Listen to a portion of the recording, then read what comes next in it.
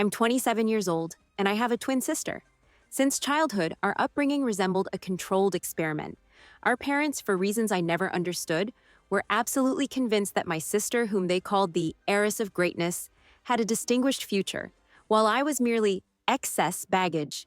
The reason? I preferred training and team sports over sitting with textbooks. Our parents never tired of comparing us, which led to a deep, exhausting internal trauma that scarred my self esteem. For a long time, I felt like a nobody. Our birthdays were a prime example. My sister always had lavish themed parties in rented halls with crowds of guests, while I was simply present, an unnoticeable background somewhere on the periphery of attention.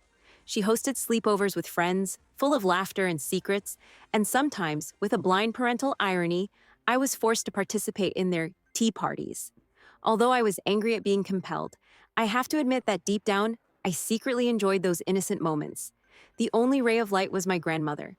When she visited, she always brought my favorite dark chocolate candies and discreetly gave me a bill so I could treat myself when no one was looking. But over time, the heightened attention on my sister turned into open emotional bullying towards me. My parents mocked my grades and devalued all my dreams. I felt as though I could never meet their standards. Although I showed outstanding results in football, they completely barred me from attending any extracurricular sports, demanding that I focus solely on academics, just like my sister. I was trapped, full of helplessness. I remember when it was time for university and we had a harsh discussion about my future.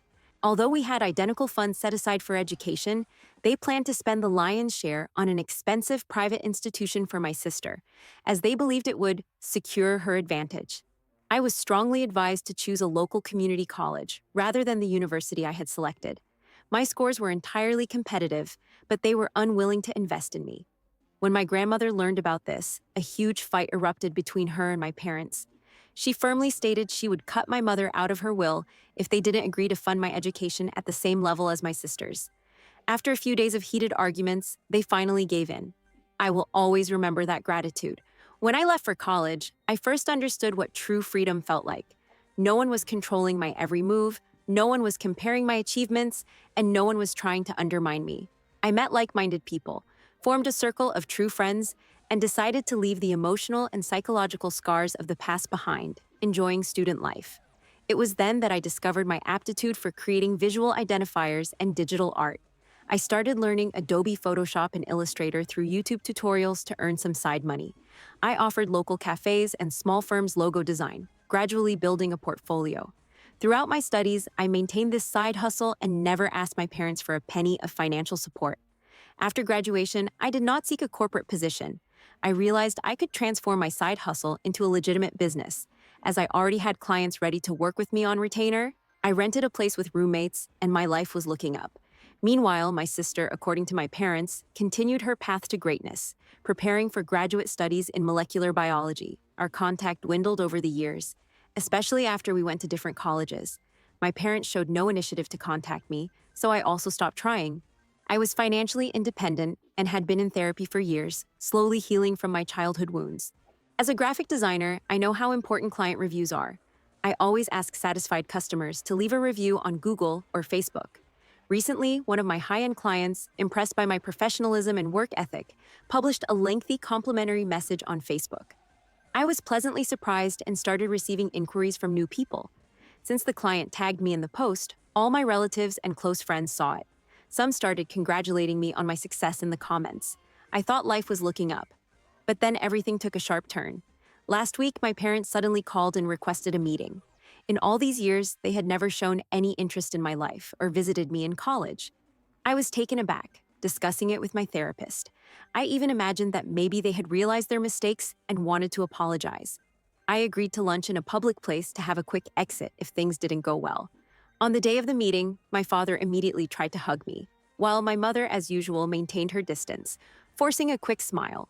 We ordered food and exchanged small talk, but I felt anxious and asked them to get to the point. That's when my mother dropped a bombshell. My sister, their golden child, was 2 months pregnant. I was caught off guard and almost choked on my drink. It turned out my sister had a fleeting fling at a party and was now expecting a baby. She didn't know the father's name, so she couldn't locate him. She planned to move back in so her parents could help her care for the baby while she attempted to continue her studies remotely. The reason for their contact was articulated as follows: they needed my financial help. They stated that I would soon be an uncle, and they expected me to pitch in to care for my sister's upcoming child. My face burned with anger. After a lifetime spent in the shadows, they reached out to me solely because of my financial capacity to help their favorite daughter. I signaled the server, paid the bill, and abruptly left the restaurant. My mother chased after me, begging me to be a good son and insisting the baby needed a positive male role model. I arrived home and turned off my phone, which was ringing off the hook with calls and messages. The next day, turning it back on, I saw not only missed calls from my mother but also a lengthy text from my sister. She was already demanding my involvement in providing for her child, stating that I was earning well and shouldn't be selfish, insisting on a couple of $100 every month. I didn't even bother to reply. I couldn't sleep. The situation was exhausting me. The condescending tone of my parents, the past abuses, and my sister's entitlement were unbearable. I decided to make a Facebook post from my personal ID. I thought only my relatives and friends would see it, but I wanted the truth to finally be out. I wrote down everything. How my parents had made me feel unworthy over the years and had only reached out when they needed financial assistance. I shut down my laptop and went to sleep. When I woke up, I discovered the post had gone viral in a matter of hours. People from my friends list, relatives, and even complete strangers commented, offering their support. Many shared similar stories of family abuse, which was heartbreaking to read. My parents must have received a flurry of angry calls from relatives, as my mother called me quite upset, demanding I delete the post immediately. She explained that she had always doubted my success, which is why she hadn't called earlier. But after seeing the positive review, she realized my business was thriving, and that's why she got in touch to ask for help for my sister. She kept insisting we must protect the family's reputation. My father reacted differently. He sent an apology via text, but also wanted me to remove the post so that we could handle the situation privately. They were shocked by the public revelation of our dysfunction. After a lifetime of convincing me of my inadequacy, they suddenly wanted to play family.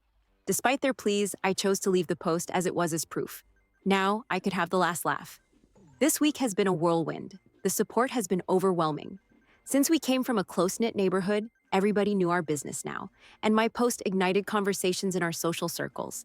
My parents received criticism not only from relatives, but also from friends and neighbors who were unaware of the favoritism.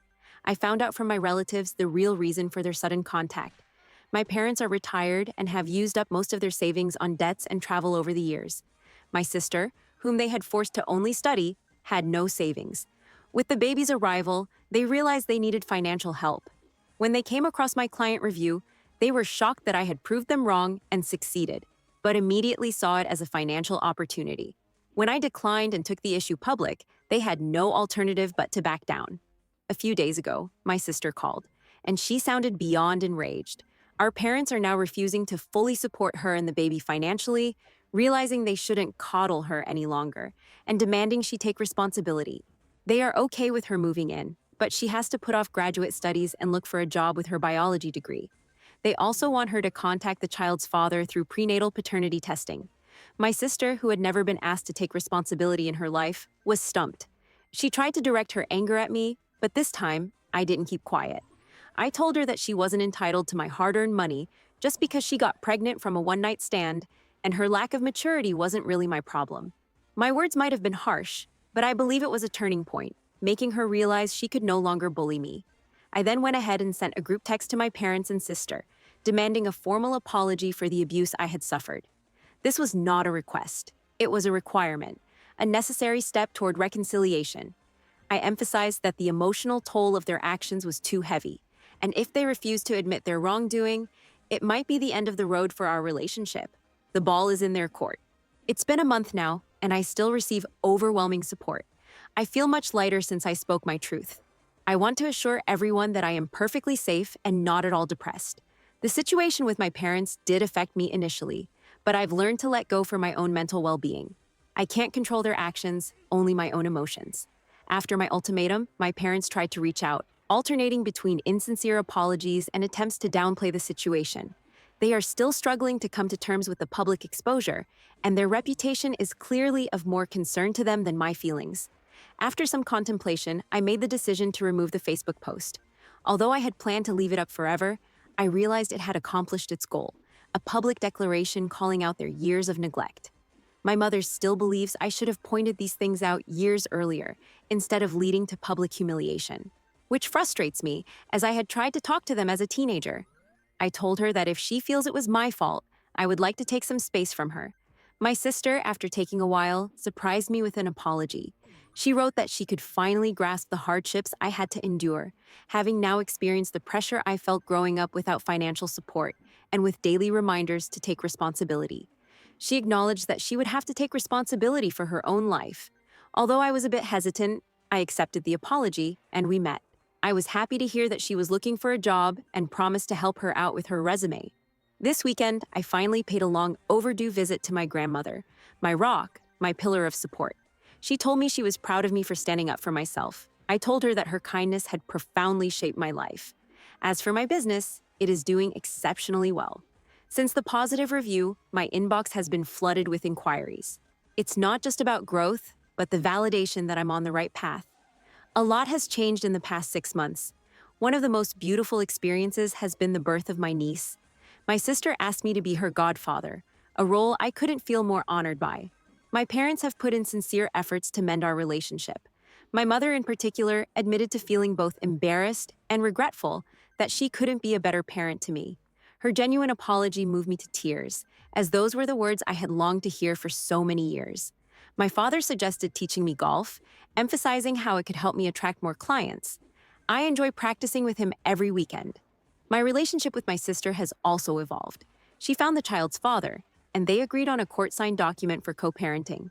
My sister has secured a work-from-home opportunity and is diligently saving money to move out of our parents' house. To process the long-standing resentments, we have all planned to go for family therapy soon. This will allow us to have more honest conversations. Professionally, my business continues to grow. I love my job and have expanded my client base to an international level. I plan on hosting free workshops for college students and aspiring designers. Life is good for me now, and I am grateful for the support. I am committed to prioritizing my own well-being.